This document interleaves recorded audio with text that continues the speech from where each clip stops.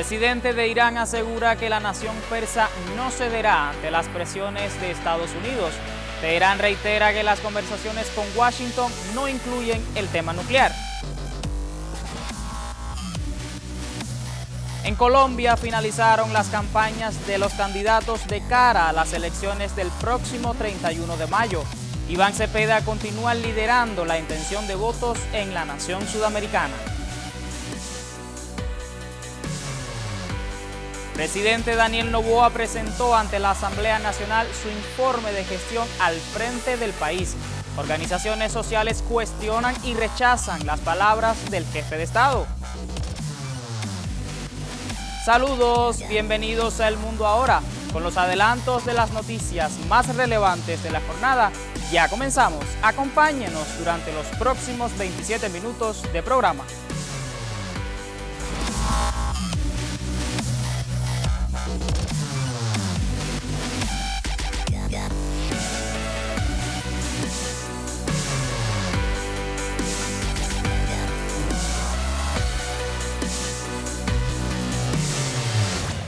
Iniciamos con las informaciones de mayor impacto en las últimas horas. Una delegación de la República Islámica de Irán llegó este lunes a Doha, capital de Qatar, en el contexto de los diálogos con Estados Unidos. La comitiva está encabezada por el presidente del Parlamento, Mohammad Bakr Kalibaf, y el canciller Seyed Abbas Araghchi. La televisora Hispan TV informó que durante su visita el jefe del legislativo se reunirá con funcionarios cataríes para abordar diversos aspectos de las negociaciones destinadas a poner fin a la agresión israelo-estadounidense lanzada contra Teherán. Asimismo, la delegación planea reunirse con el emir del país anfitrión.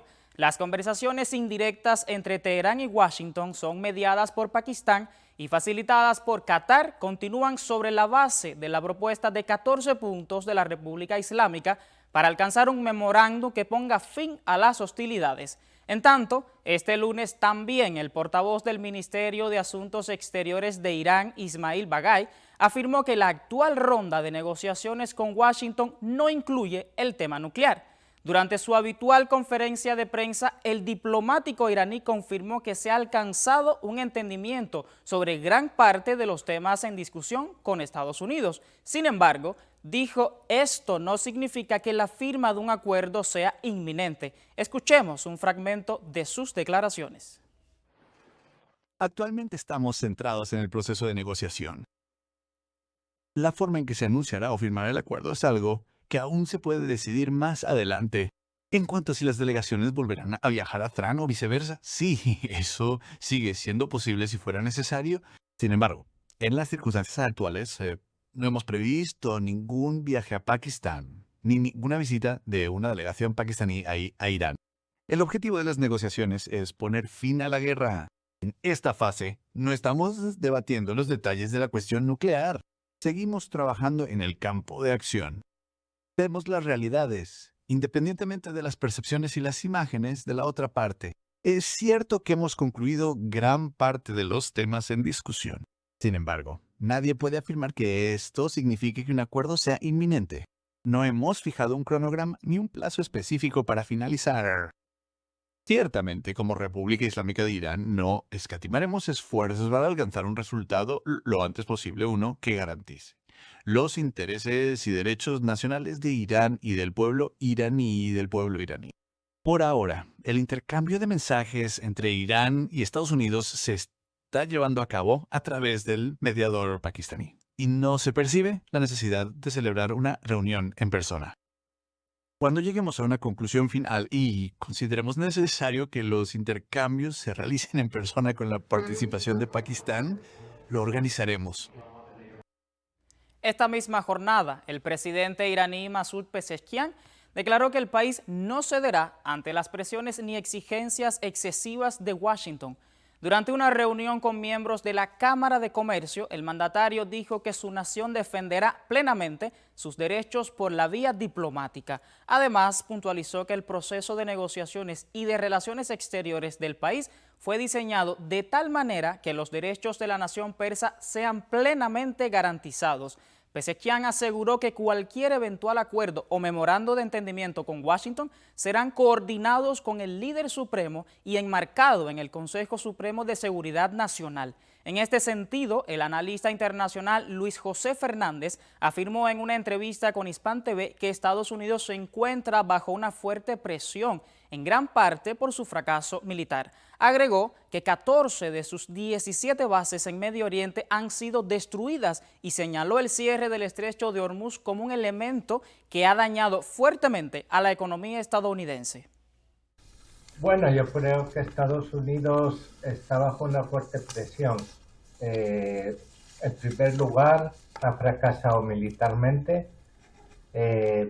14 de sus 17 bases en la zona de Oriente Medio han sido destruidas o gravemente dañadas, y sobre todo el cierre de Hormuz. Yo creo que el cierre de Hormuz ha sido algo que está dañando la economía estadounidense. Hay que recordar que en Estados Unidos el petróleo ahora ha subido hasta 4,8 dólares el galón. Es una cifra al menos un 50% más cara que antes de la guerra, y esto pues está llenando de indignación y de furia pues digamos, a los ciudadanos estadounidenses. Hay que recordar que Trump fue a las elecciones prometiendo que iba a bajar la inflación y poner precios más bajos en el mercado. Sin embargo, pues debido tanto, sobre todo a la guerra de Irán,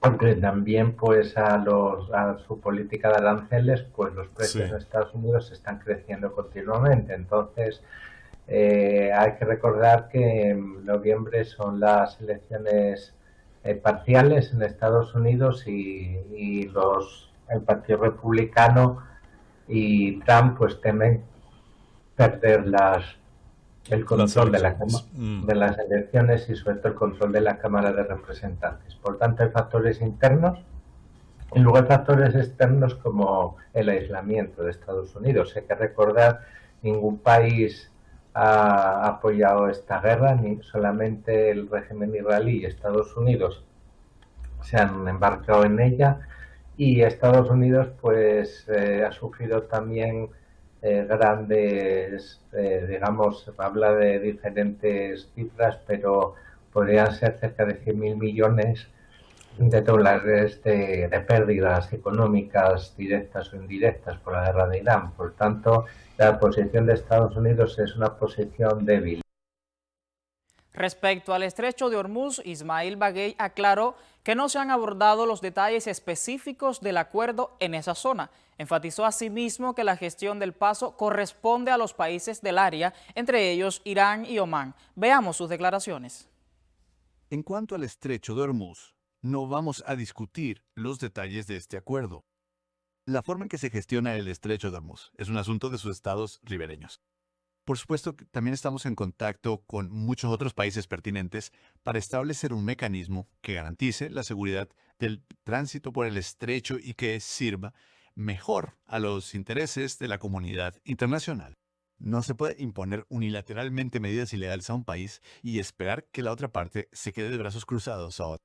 La República Islámica de Irán no es, desde luego, impotente. Fundamentalmente, si la Unión Europea hubiera adoptado hace tiempo una postura responsable ante los acontecimientos internacionales, quizá algunas de las consecuencias a las que se enfrentan hoy nuestra región y la comunidad internacional no se habrían producido. Supuesto, gastamos parte de nuestro dinero en misiles y drones, porque si no lo hiciéramos, nuestros enemigos podrían lograr sus objetivos, como hemos visto muchas veces en los últimos meses.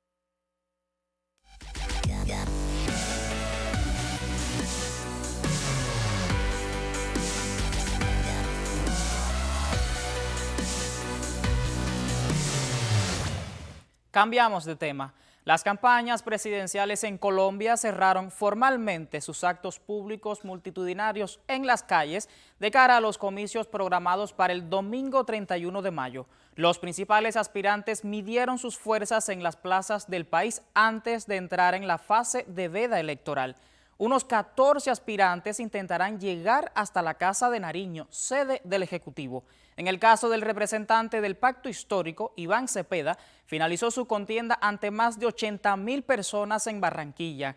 Este sitio es significativo para su partido porque allí, hace exactamente 4 años, el actual mandatario Gustavo Petro llevó a cabo su última actividad pública antes de las elecciones.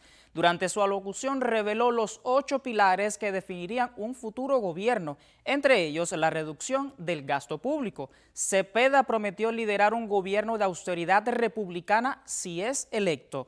Muchos son los colombianos que apoyan al candidato izquierdista Iván Cepeda. Hispan TV conversó con algunos de sus seguidores. Veamos el reporte. Plazas a reventar en varias ciudades del país fue lo predominante en el cierre de campaña de Iván Cepeda por la presidencia de Colombia. Los miles de seguidores del candidato dieron a conocer por qué les gusta más Cepeda. El tema anticorrupción está poniendo un nicho que definitivamente marca un hito donde todos tendríamos que entrar a jugar, no solamente en el control, en la participación, en el ejercicio mismo de la denuncia, sino también en cómo fortalecemos las instituciones y naturalmente los procesos sociales. Yo creo que la lucha por las víctimas, que es el ego que él tiene, luchar por las víctimas de Colombia. Realizar la constituyente y lograr desarrollar todas las reformas que se requieren en este país para hacer los cambios. El gran favoritismo que despierta Iván Cepeda parece haber despertado en la conciencia de los colombianos a no seguir con los más de 200 años de opresión de la derecha en la vida republicana del país. La diferencia principal es esa, que Iván está con el cambio. Los otros son la continuación de los 200 años que hemos tenido aquí de dominación por un lado de los Estados Unidos y de monopolio en la política por parte de la oligarquía y de los terratenientes. Acompañado de sus fieles alfiles, el candidato cerró su campaña con un discurso enmarcado en la protección a los más necesitados. Debemos regresar a la raíz, al sentido profundo que ha dado nacimiento a nuestras luchas históricas, al compromiso inquebrantable con los pobres del país. Días antes, Cepeda presentó propuestas sociales enfocadas en ampliar el acceso a servicios básicos y reforzar el apoyo a sectores vulnerables. Medios de comunicación nacionales y transnacionales llegaron a conocer lo que será el proyecto en materia social del candidato Iván Cepeda como presidente de los colombianos. Una de las principales banderas es ayudar económicamente a los líderes sociales. Queremos ofrecerle a los líderes y a las lideresas sociales la posibilidad de tener un salario vital que sea una medida también de protección.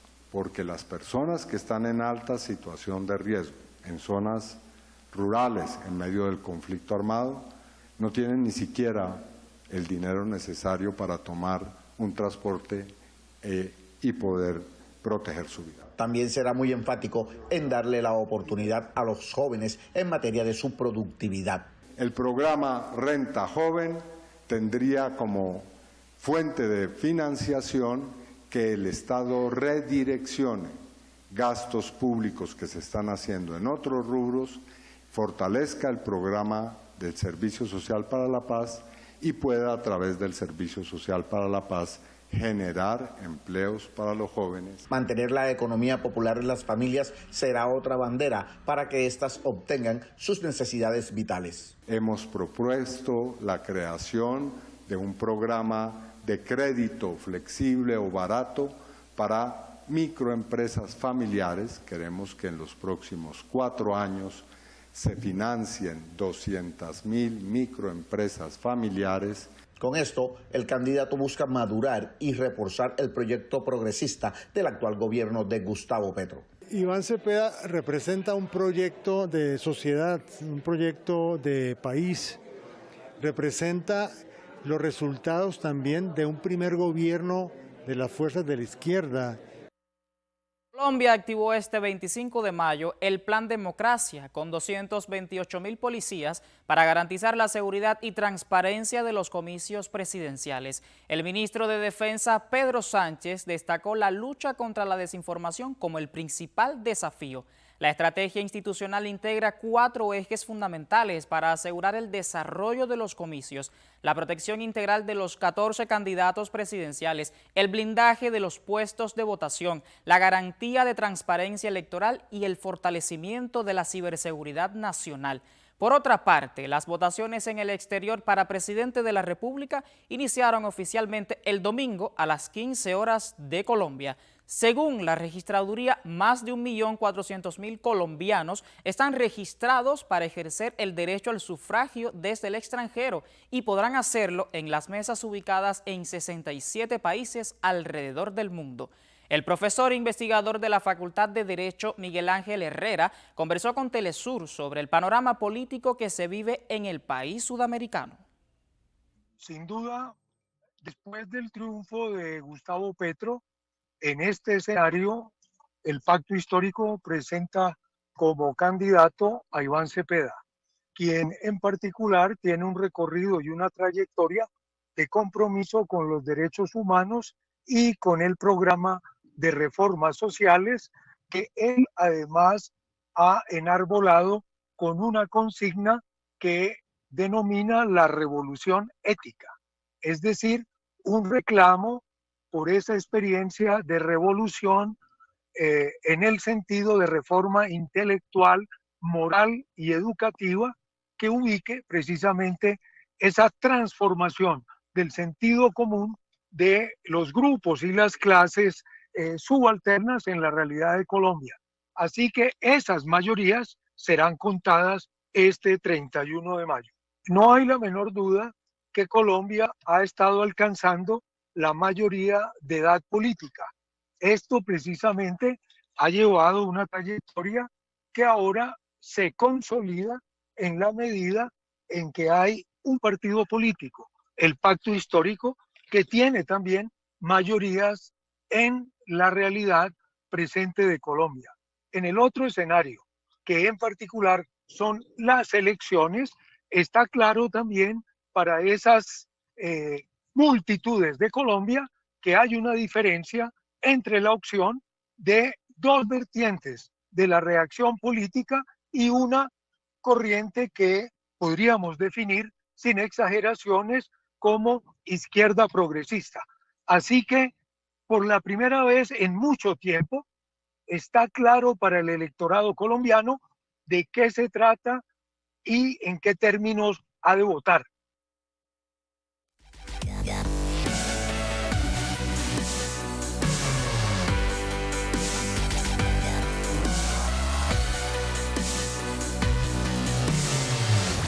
Cambiamos de tema. El presidente de Ecuador, Daniel Noboa, presentó este domingo su informe al país ante la Asamblea Nacional tras cumplir su primer año de gestión gubernamental.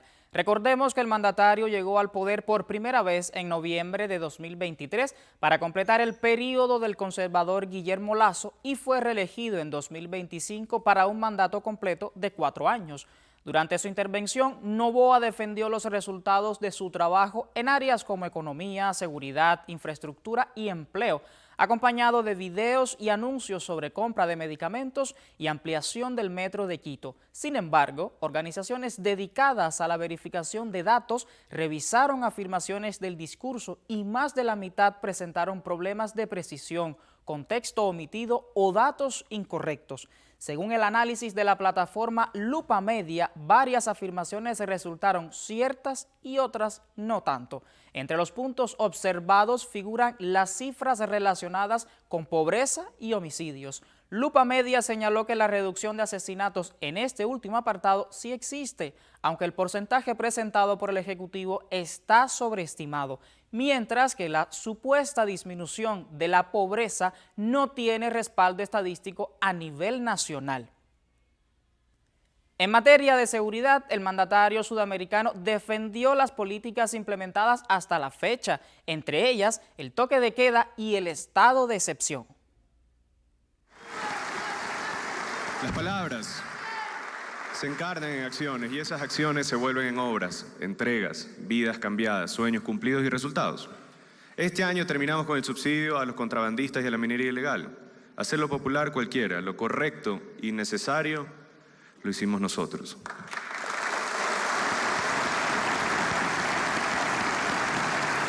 Y si algo tienen claro hoy las mafias, los pseudopolíticos disfrazados de defensores del pueblo, los contratistas del Estado que buscan frenar desesperadamente obras emblemáticas, los criminales en las calles y los malos funcionarios que entorpecen el avance de este país, es que yo no pacto. No me rindo y no retrocedo.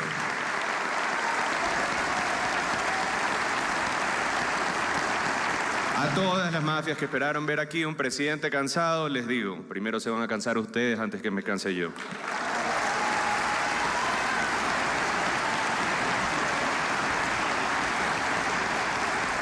En el 2025 los buscamos, los encontramos y los extraditamos desde este país de ser necesario. Y en ese periodo que continúa no tendrán dónde esconderse.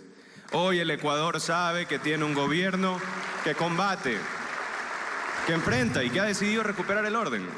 Y no me refiero solamente a los grandes operativos, sino a los resultados que se sienten en las familias que quieren recuperar su paz.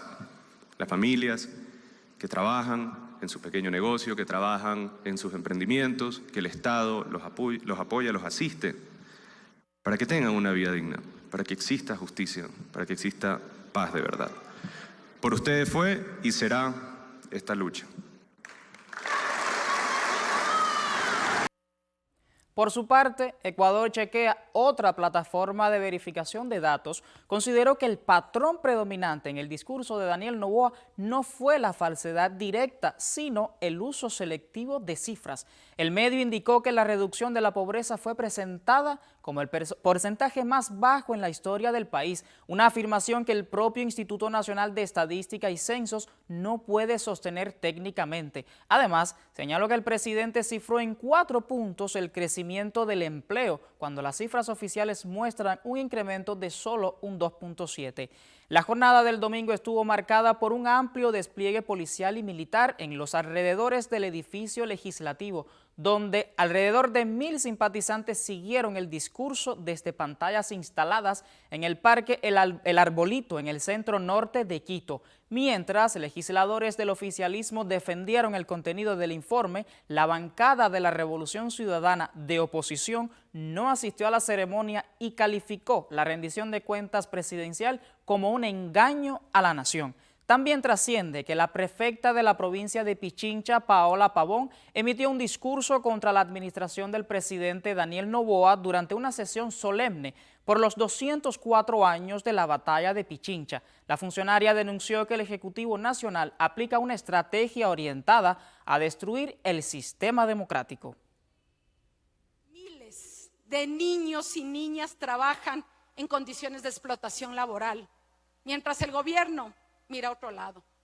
Más de 50 casos de desapariciones forzadas de jóvenes. Una tasa de 51 muertes violentas por cada 100.000 habitantes. Estas cifras deben estremecernos. Las mujeres sobreviven con empleos precarios. El 64% de esas mujeres trabajan sin estabilidad y no tienen derechos. La violencia extrema, el sicariato, la tortura, el secuestro, se convirtieron en los motores económicos y en los nichos del mercado del neoliberalismo global. El crimen organizado no es una distorsión del sistema, es un producto de este capitalismo salvaje. Y nos quieren convencer de que todo está bien. Integrantes de organizaciones sociales de Ecuador rechazaron el informe a la nación presentado por el presidente Daniel Noboa. Mientras el mandatario intervenía ante el Parlamento, ciudadanos protagonizaron un plantón este domingo en los exteriores de la Universidad Central en Quito, donde corearon una y otra vez "fuera Noboa, fuera". Los manifestantes cuestionaron la gestión gubernamental y aseguraron que la población está cansada de tanta violencia, inseguridad y desempleo. De acuerdo con declaraciones citadas por la agencia Prensa Latina, las distintas organizaciones impulsarán en los próximos días un proceso de revocatoria del mandato presidencial. Mientras tanto, la encuestadora CIES Latam reportó que Noboa registró una caída en la calificación de su labor del 59.5 en mayo de 2025 al 26% en el presente mes. A su vez, el doctor en Ciencia Política y profesor de la Universidad de San Francisco en Quito, en entrevista con France 24, reflexionó en torno al impacto de la crisis arancelaria entre Ecuador y Colombia, un tema omitido durante el discurso de Noboa. Si le impones una tasa arancelaria de 100% a muchas de las importaciones que hace el Ecuador desde Colombia, que es una de las dos fronteras que tiene este país, la otra es del Perú en el sur, hay un resentimiento en el intercambio comercial que se nota sobre todo en la zona de frontera, precisamente, tanto de Colombia como de Ecuador, porque Colombia ha reaccionado en reciprocidad a esa decisión. Ese yo creo que debería ser uno de los temas importantes que el gobierno debería tener la atención en lo inmediato, y fue uno de los temas que ayer precisamente no fue siquiera mencionado en el informe de la Nación. Yo creo que hay dos mundos. Hay un mundo de lo macroeconómico, donde la gran ventaja, el gran avance es que las relaciones con los organismos multilaterales de créditos han mejorado. Eso es real. El riesgo país ha descendido, también es real, apuntando que el riesgo país lo que observa básicamente es en qué medida un Estado va a pagar los bonos de deuda pública. Entonces, los principales beneficiarios son los tenedores de bonos de deuda pública. Y que esto pueda generar la posibilidad de apertura de nuevos créditos también es real. Y eso el gobierno efectivamente ha mejorado. A diferencia de esto, el otro lado, el más importante me parece, es el lado microeconómico. Y en ese sentido, el Ecuador sigue con niveles de desempleo importantes. La posibilidad del desarrollo social y económico es muy limitada, que es muy importante. Entonces son dos mundos, un mundo macroeconómico que se ha manejado relativamente bien, pero una economía popular y de las calles que al menos en este año del primer periodo, sumado al año y medio, que son casi 30 meses de Noboa en el gobierno, me parece que en ese aspecto hay una debilidad muy fuerte del gobierno en resolver problemas de lo cotidiano.